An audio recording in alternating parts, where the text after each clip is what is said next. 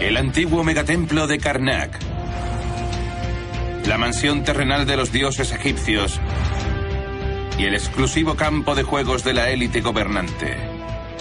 Esta obra de ingeniería es verdaderamente descomunal. Mirad el tamaño que tiene. Pero ¿hasta dónde se remonta la historia de este lugar?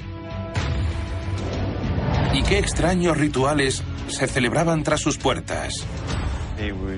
Cantaban y bailaban para los dioses porque estos se aburrían.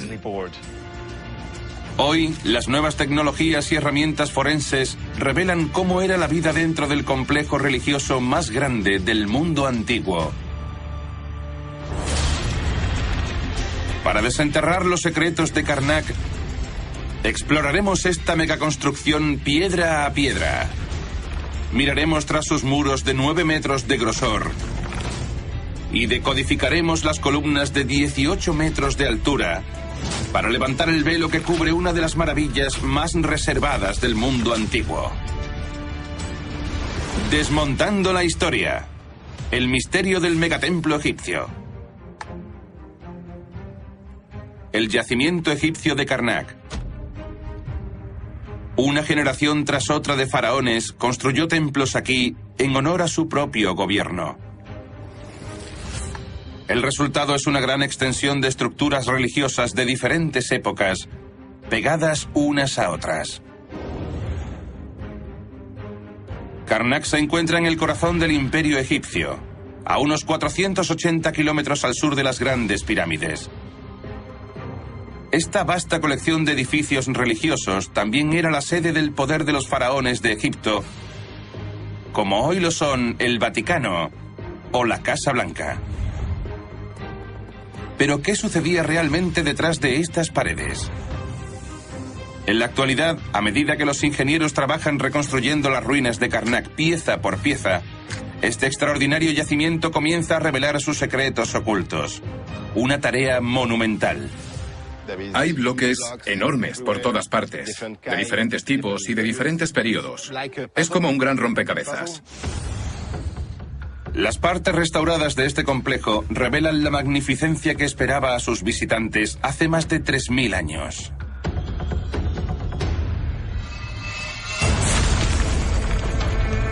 La élite que tenía acceso a Karnak accedía por la inmensa sala hipóstila. Aquí eran recibidos los dignatarios extranjeros y los poderosos faraones descansaban bajo sus enormes columnas. Detrás, los obeliscos de la sala de festivales enmarcaban una entrada exclusiva para los sacerdotes y los faraones a los templos internos. En el corazón de este santuario secreto interior se encuentra el templo más antiguo conocido. Pero los expertos sospechan que este lugar era venerado desde hacía tanto tiempo que podría haber templos incluso más antiguos ocultos entre las ruinas.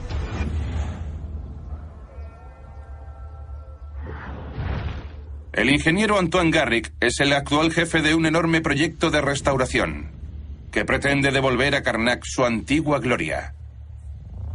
Él sabe que podría haber estructuras antiguas que no se han visto durante miles de años ocultas en este campo de bloques.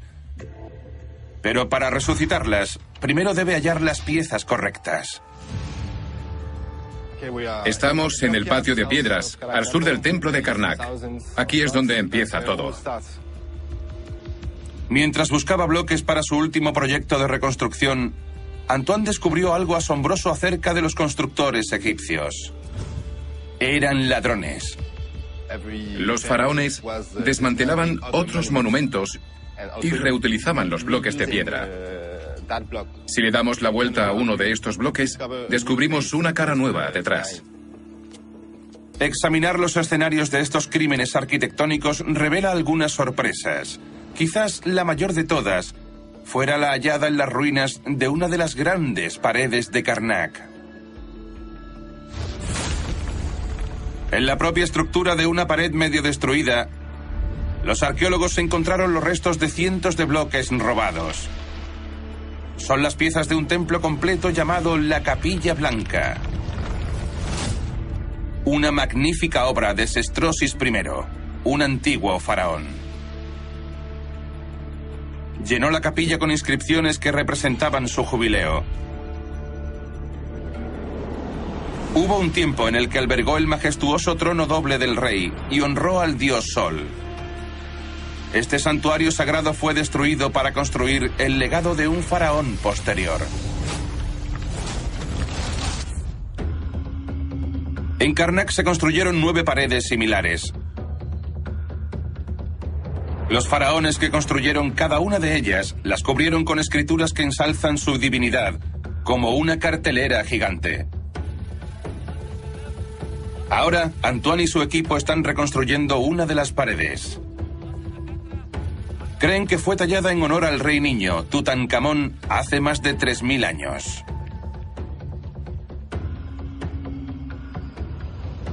Completando este rompecabezas de 9 metros de altura, Antoine espera revelar la historia olvidada del reinado de Tutankamón, borrada por los gobernantes que lo sucedieron. La complejidad de la tarea es enorme. Pero Antoine tiene la tecnología a su favor. En lugar de construir grandes andamios para medir todas las paredes, hacemos fotos desde el suelo. Ya no es necesario subir hasta arriba. También tenemos que medir los bloques para hacer la reconstrucción en el ordenador. Antoine utiliza un software especial para ver dónde encajan sus fotos en la reconstrucción de la pared. Un solo clic y puedo mover el bloque a la derecha o a la izquierda. Dibujar en él, medirlo. Esto es mucho más rápido que construir un andamio. Medir todos los bloques uno por uno. Algunas fotos y listo. Una vez se asegura de dónde va la piedra virtual, Antoine puede colocar el bloque físico en su lugar. En este tenemos la mitad de la escena, así que solo tenemos que alinearlo lo mejor posible con este otro. Antoine está convencido de que esta es la siguiente pieza del puzzle de Tutankamón.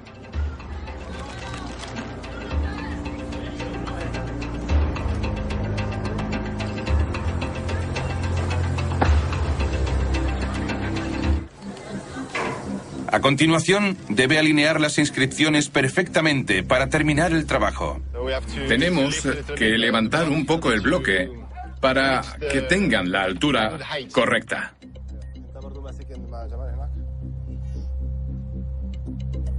Es más difícil porque a este lado no tenemos espacio para poner las palancas, pero está bien.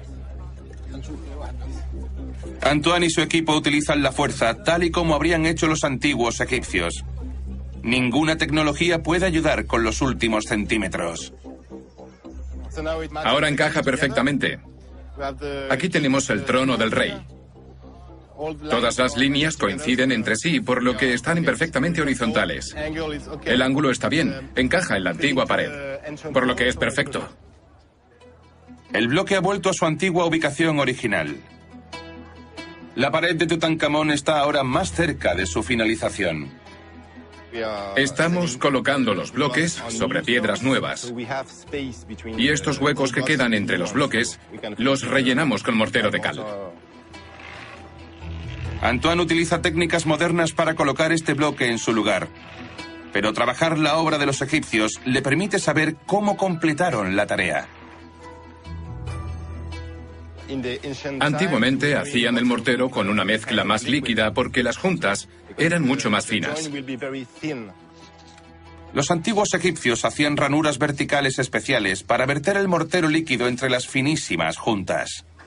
El mortero líquido se vertía por aquí para sellar la junta. Los restauradores actuales tienen la suerte de contar con máquinas modernas que mueven los bloques de 2 toneladas hasta su posición.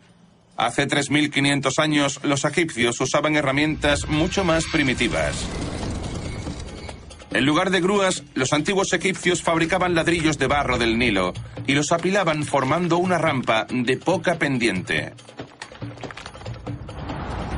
Añadían vías de madera y remolcaban los enormes bloques de piedra sobre patines. Usaban agua para lubricar el camino. Los egipcios iban construyendo la rampa cada vez más hacia arriba, agregando nuevas capas a la pared hasta que se elevaba 30 metros. Una vez el muro estaba terminado, la rampa era destruida. Una enorme puerta de madera y banderas de colores eran el toque final.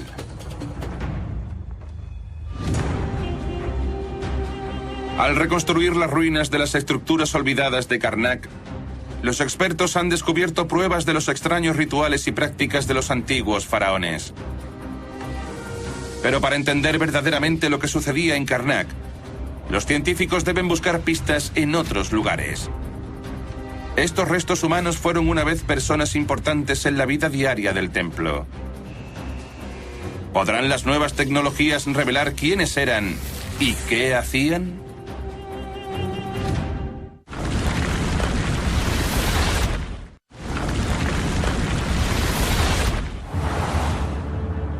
Karnak, el mayor complejo religioso del antiguo Egipto. Una enorme cantidad de ruinas para demostrarlo. Los historiadores creen que esta estructura amurallada era una próspera ciudad en miniatura llena de hogares y lugares de trabajo. Pero ¿quiénes integraban la sociedad religiosa que vivía aquí? ¿Y qué hacían? Para hallar esta ciudad escondida, hay que viajar a lo más profundo de Karnak, mucho más allá de los obeliscos, hasta el laberinto sagrado de antecámaras reservadas al rey y a su séquito espiritual. Dentro de estas habitaciones secretas, los sacerdotes y sus ayudantes religiosos celebraban ceremonias y rituales a diario. Pero al final de la jornada laboral, todos se retiraban a la aldea oculta más allá. Un complejo amurallado de cientos de casas de barro, donde trabajaban y vivían miles de personas. Una sociedad secreta que sostenía el poder colosal del templo.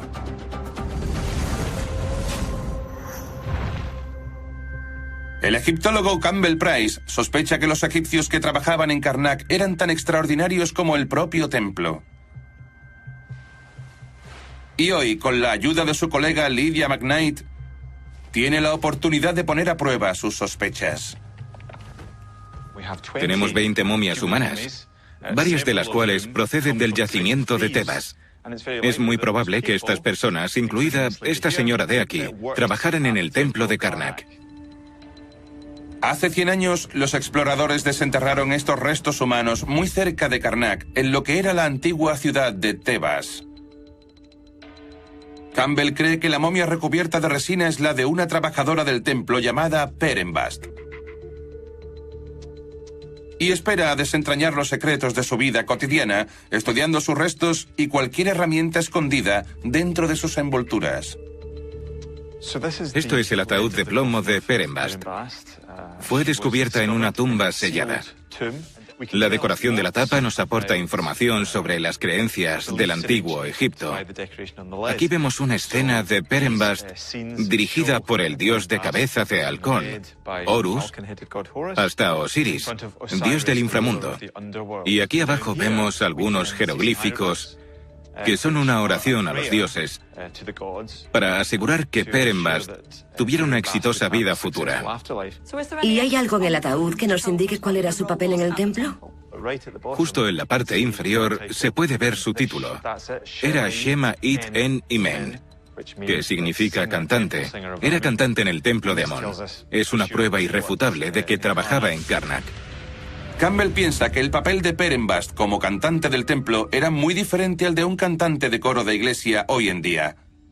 Pensamos que formaba parte de un grupo reducido de mujeres ricas que tenían acceso a las partes internas del templo donde se guardaba la estatua del dios para cantarle y bailarle, porque los antiguos dioses egipcios se aburrían con facilidad y había que entretenerlos.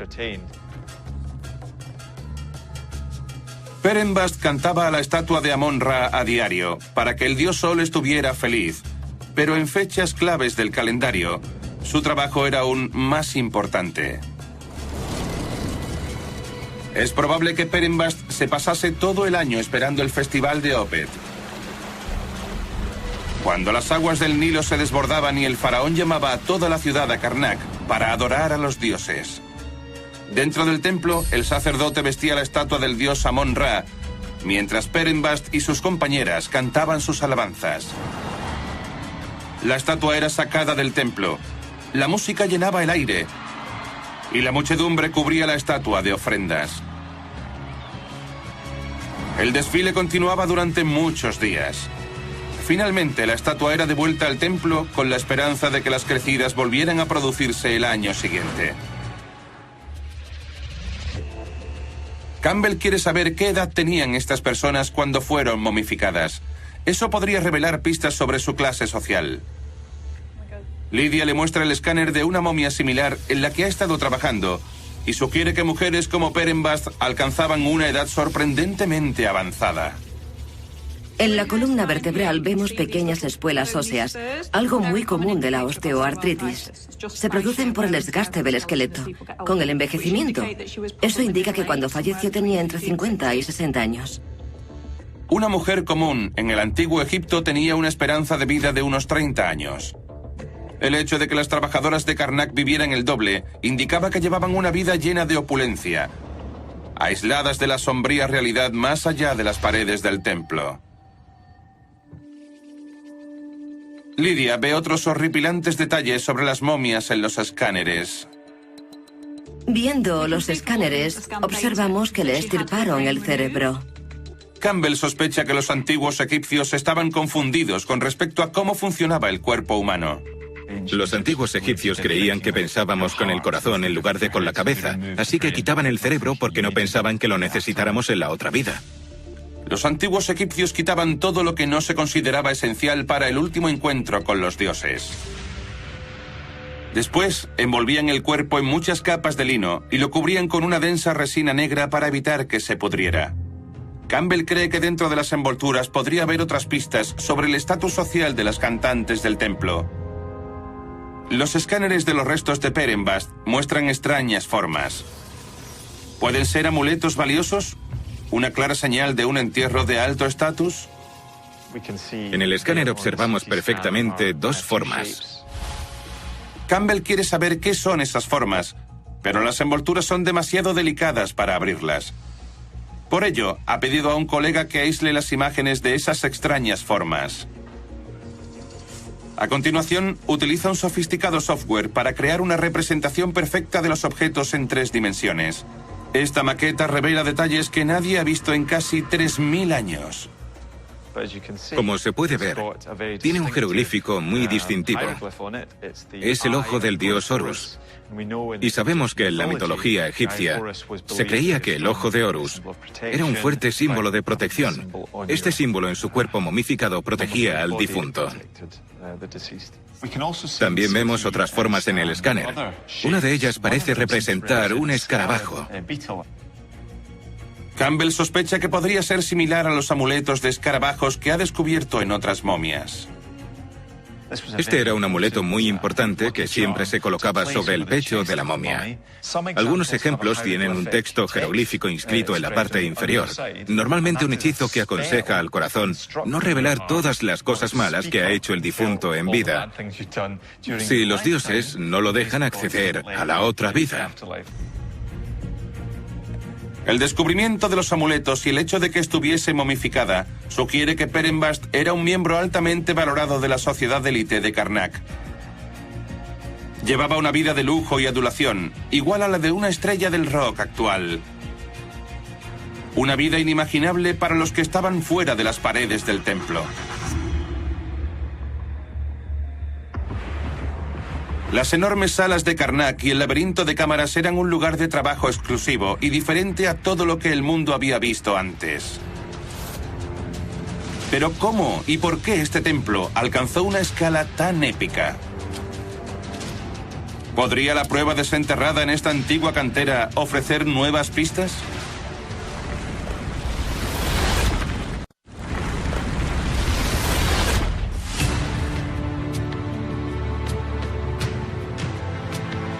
El complejo del poderoso templo de Karnak no fue diseñado solamente con los seres humanos en mente. Los egipcios esperaban crear mansiones terrenales para los dioses, lugares en los que los inmortales pudieran relajarse cuando visitaran la tierra. Pero ¿cómo crear una casa digna de un dios?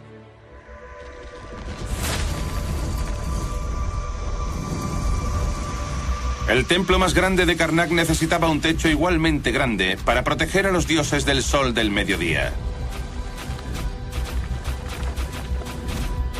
Necesitaban enormes vigas para abarcar las grandes distancias entre las columnas y que pudieran apoyarse sobre cientos de puntales de piedra.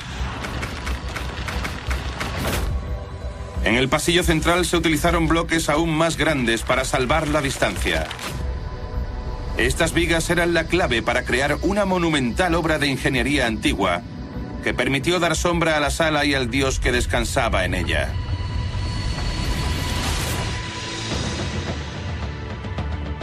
Pero los constructores reales se enfrentaron a un inmenso desafío. La piedra caliza local, similar a la roca utilizada para construir las pirámides, se rompía bajo su propio peso cuando se apoyaba sobre las columnas. Los antiguos egipcios necesitaban un material mucho más resistente para construir este enorme techo. Pero ¿dónde encontrarlo? La arqueóloga Maria Nilsson cree que la respuesta está a 160 kilómetros al sur, a lo largo del río Nilo, en una remota cantera llamada Silsila, famosa por su dura piedra arenisca. Aquí he descubierto antiguas pintadas que parecen hacer referencia a una gran operación para extraer piedra en la época de construcción de Karnak. Estas figuras de aquí son los albañiles cincelando los bloques procedentes de la montaña. Más abajo son controlados por el supervisor, que está aquí con un látigo, asegurándose de que el trabajo se hace correctamente. Aquí tenemos a una persona documentando los bloques que salen. Lo realmente interesante es que aquí tenemos a un médico ocupándose de las lesiones de los trabajadores. Este hombre tiene la pierna estirada y el médico lo examina para ver si está bien. Y aquí tenemos a los trabajadores tirando de este bloque hasta el Nilo, donde es embarcado para su transporte a Karnak. María sospecha que el descubrimiento de piedra arenisca en esta cantera fue un punto de inflexión para los antiguos egipcios. Por primera vez fueron capaces de construir estructuras más grandes, altas y anchas, dignas de los dioses que estaban ansiosos por complacer. Creemos que durante el Imperio Nuevo, Silsila ganó tanta importancia que muchos faraones vinieron hasta aquí y grabaron su nombre conmemorando el evento. Los faraones estaban encantados con este nuevo material más fuerte, ya que les permitía construir estructuras techadas más elaboradas. Cuanto más excavaban en la montaña, más fuertes eran los bloques que extraían, y eso era lo que todos buscaban. Pero ¿cómo extrajeron los canteros egipcios estos bloques enormes de la montaña y los enviaron a 160 kilómetros hasta Karnak? El compañero de María, John Ward, cree que el descubrimiento fortuito de esta viga partida y abandonada puede proporcionar importantes pistas. Estamos en la gigantesca cantera de Silsila, donde hemos encontrado este enorme dintel, que tal vez se habría instalado en un tejado o algún arquitrabe, un punto de carga. Fijaos en su tamaño. John investiga la pared de roca que está detrás de este gigante olvidado. Busca pistas sobre cómo los egipcios trabajaban esta nueva piedra. Aquí abajo debía encontrarse el cantero egipcio trabajando con su cincel y su mazo. En la pared aún se pueden apreciar las marcas del cincel. Un golpe en dirección descendente, para, otro golpe, para, otro golpe y para. Los antiguos egipcios utilizaban herramientas de bronce para tallar los lados de cada bloque. Después introducían cuñas de metal debajo de los dinteles para liberar las piedras. John sospecha que los trabajadores de la cantera trasladaron las vigas a mano hasta los barcos del río que se dirigían a Karnak. Esta obra de ingeniería es verdaderamente descomunal. Es increíble pensar que estos inmensos dinteles eran levantados a peso por los hombres y transportados sobre patines a lo largo de rampas hasta las barcazas que aguardaban en el Nilo. John y su equipo están buscando pistas de que los egipcios construyeron una extensa red de carreteras para ayudar a los canteros a sacar las enormes vigas de la cantera. Estamos definiendo el camino que llega hasta donde nos encontramos y que permitía el transporte de estos bloques desde la cantera hasta el Nilo, desde donde las barcazas iban al templo de Karnak. Una vez que las gigantescas vigas de piedra llegaban a Karnak, el equipo de construcción se enfrentaba a un reto aún mayor: levantar estos dinteles de 20 metros de altura. En primer lugar, los egipcios construyeron las columnas bloque a bloque, siguiendo un patrón de tablero de ajedrez a lo largo de la sala. A continuación llenaron la estancia de tierra y colocaron otra fila de bloques, y así hasta llegar a 20. Cuando los bloques que formaban las columnas estaban todos colocados, apoyaron los grandes dinteles encima, a 20 metros del suelo.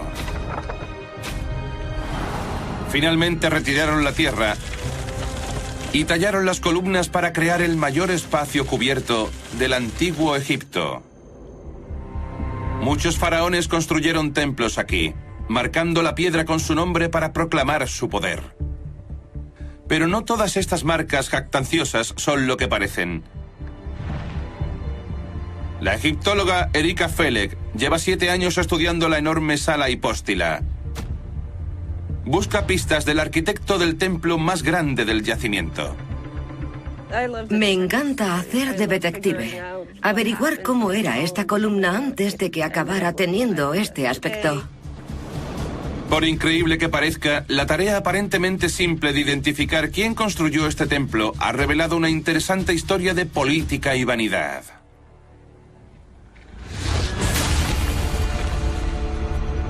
La sala hipóstila es una galería de obras de arte antiguas. Las 134 columnas fueron decoradas con inscripciones de arriba a abajo. Cada centímetro de piedra cuenta una historia con todo detalle. Las inscripciones hablan de la divinidad de un hombre en concreto. Un faraón, cuyo símbolo adorna todas las columnas. Plasmado a lo largo de la avenida principal, encontramos el cartucho de Ramsés II.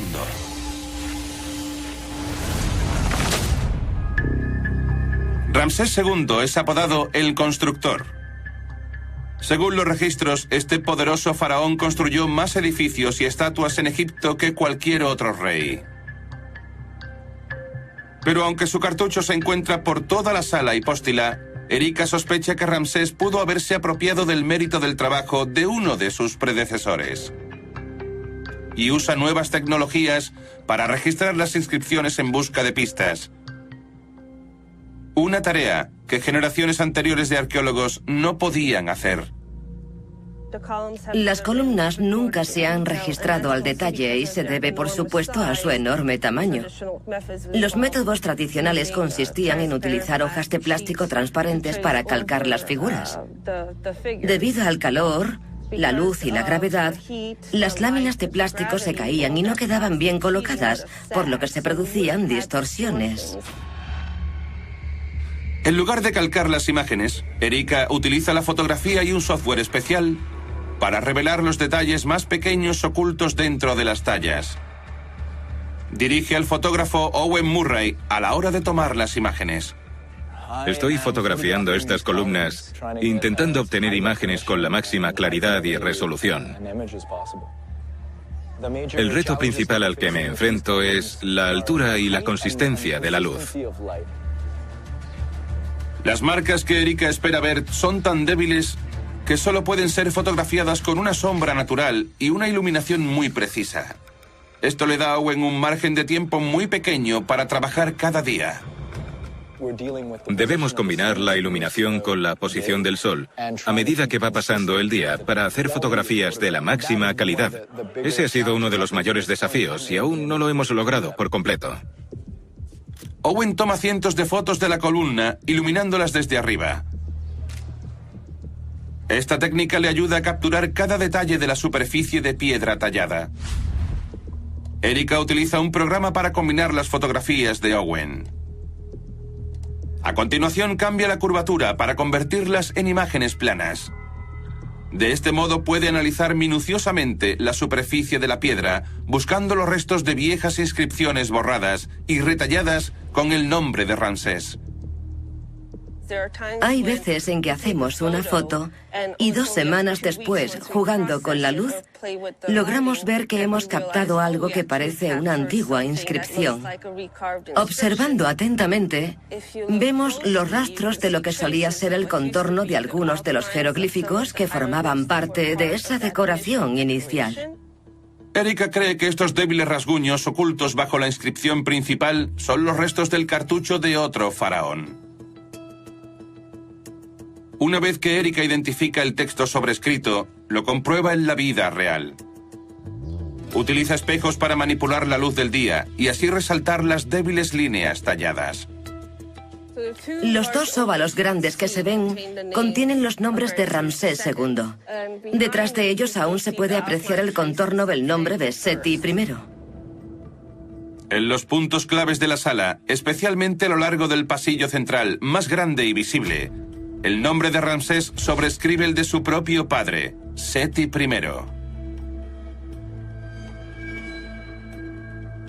Aún se puede ver el débil rastro de la inscripción antigua, a la izquierda, donde pone Ramsés II. Ramsés estaba desesperado por reemplazar el nombre de su padre por el suyo, pero el viejo faraón le dificultó el engaño hasta un grado casi imposible. El padre de Ramsés era un gran conocedor del arte. Sus tallas eran elaboradas, con contornos profundos y figuras muy resaltadas.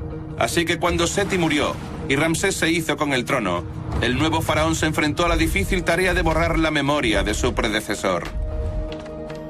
Ramsés erigió andamios alrededor de los pilares y ordenó cortar las imágenes, pero no logró deshacerse de los profundos contornos. En su apremio, simplemente talló su nombre encima con contornos poco profundos. Finalmente utilizó una fina capa de yeso para ocultar los débiles rastros de su padre, que solo han revelado el desgaste del tiempo. Ramsés proclamó su poder, reclamando la sala hipóstila para sí. Pero sorprendentemente, esta imponente estructura no es el monumento más alto en el lugar. Ese título lo ostentan los obeliscos. ¿Cómo se hicieron estas colosales tallas individuales y cómo las trajeron los antiguos egipcios hasta aquí?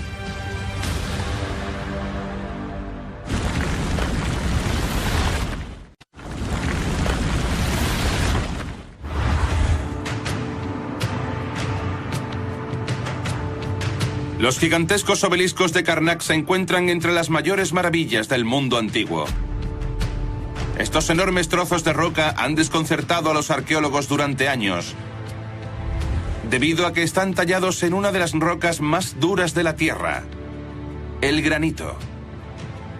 Los obeliscos son un gran misterio del antiguo Egipto, no por los motivos por los que los construyeron, sino por cómo los hicieron. ¿Cómo trabajaban los antiguos egipcios los materiales más duros con solo herramientas primitivas? A pesar de que hoy en día solo 2 se mantienen en pie, en su apogeo Karnak presumía de 13 colosales obeliscos. 6 dominaban el centro del templo, en la sala de los festivales.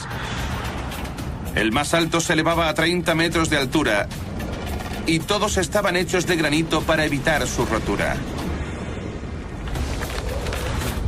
Las puntas estaban pintadas de un oro reluciente para que reflejasen los rayos del sol.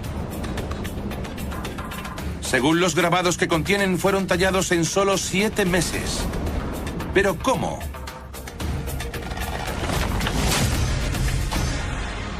Adel Kelani ha dedicado su carrera a desenterrar los secretos de los albañiles egipcios. Está convencido de que los cinceles de metal utilizados para construir las pirámides de piedra caliza y los templos de arenisca tenían poco efecto en el duro granito que empleaban para construir los obeliscos. Hoy tiene la oportunidad de examinar un obelisco a medio extraer, probablemente abandonado por los egipcios cuando el bloque se partió en 2. Afortunadamente para nosotros no está terminado, porque eso nos da muchas pistas sobre cómo los egipcios extraían los obeliscos del granito. Adel examina la superficie de la piedra en busca de marcas reveladoras, pero las mellas que encuentra son difíciles de interpretar. A continuación mira en la tierra, bajo la piedra, y descubre algo sorprendente. Encontramos ceniza y carbón. Esto es muy importante para nosotros, porque el fuego era la técnica principal para dividir la dura piedra. El sorprendente descubrimiento de carbón sugiere que el fuego pudo haber jugado un papel importante en la extracción de los bloques. Para probar la teoría, Adel enciende algunas hogueras sobre una zona de granito. Quiere ver si calentar y enfriar la roca inmediatamente facilita el trabajo. Tenemos que probar la técnica del fuego y ver cómo ayuda a acelerar el trabajo. El equipo vigila atentamente la temperatura, mientras comprueba si hay señales de debilidad. Se oyen crujidos muy fuertes. Los obreros incluso se han asustado al pensar que la piedra pueda caer con nosotros encima. Sin duda, eso indica que hay movimiento, pero tendremos que esperar hasta que el fuego se apague. El equipo apaga el fuego con agua.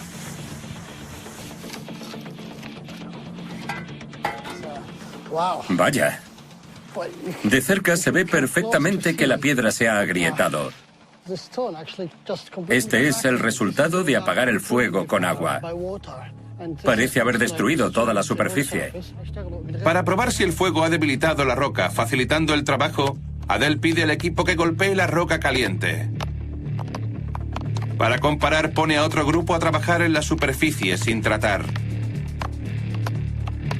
Ambos martillean durante 9 minutos. A continuación, Adel examina los resultados. Vamos a medir cuánto ha logrado cada equipo en estos 9 minutos. Este ha cortado unos 5 centímetros. Y este unos milímetros. La diferencia es enorme.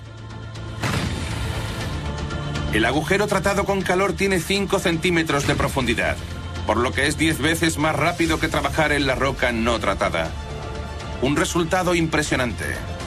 Es una teoría, pero Adel cree que el fuego fue la clave para construir los obeliscos de granito de Karnak.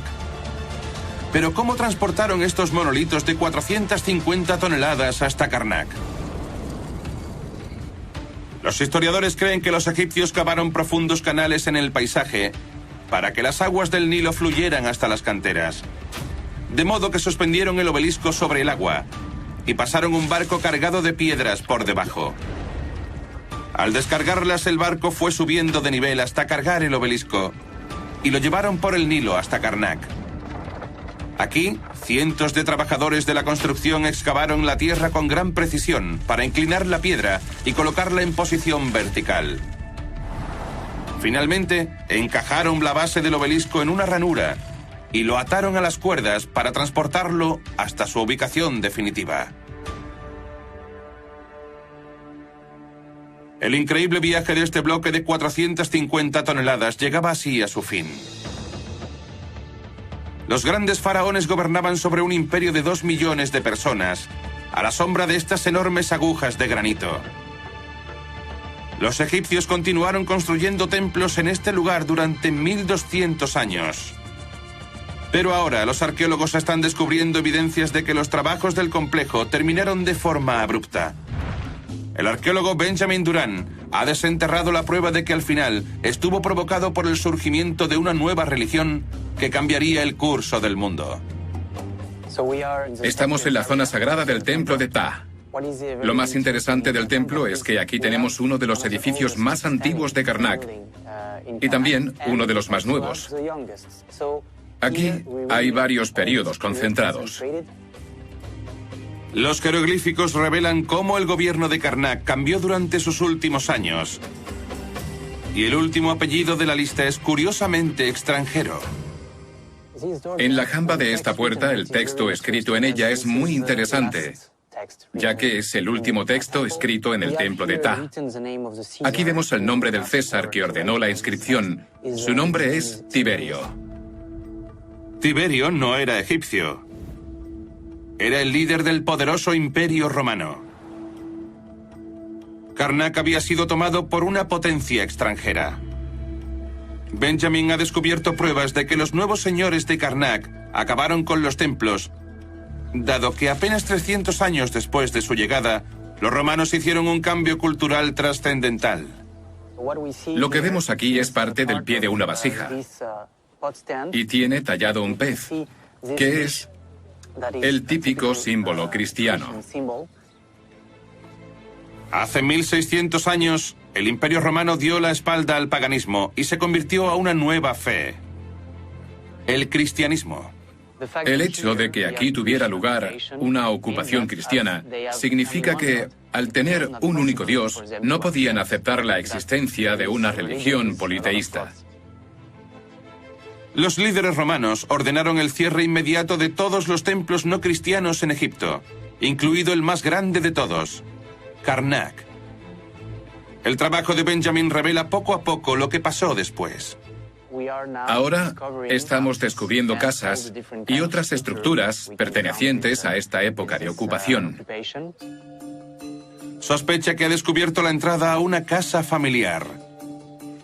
Lo que tenemos aquí es una puerta de ladrillo rojo y podemos observar una serie de pequeños detalles que nos ayudan a entender que aquí debía haber una puerta de madera, y eso es bueno.